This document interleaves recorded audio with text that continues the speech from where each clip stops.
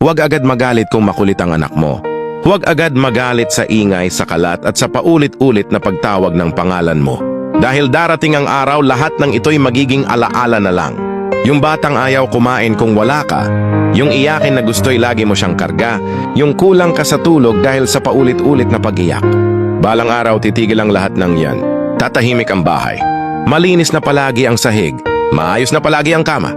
Wala nang sumisigaw ng mama o papa sa gitna ng gabi. Darating ang araw, matututo na silang tumayo sa sarili nilang paa. Magkakaedad na sila. Mag-iiba na ang takbo ng oras. At bubuo na rin sila ng sarili nilang mundo, ng sariling pamilya. Ikaw, may iwang mag-isa sa bahay na minsan ay puno ng ligalig, ngunit ngayon ay tahimik na. Kaya habang bata pa sila, habang nandyan pa sila't ikaw pa ang takbuhan at superhero nila, damin mo ang bawat ingay. Mahalin mo ang bawat kalat.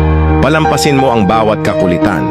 Dahil ang mga ingay at gulo na dinadanas mo ngayon sa kanila, yun din pala ang magpapaalala sa iyo kung gaano kanila kamahal pagdating ng panahon.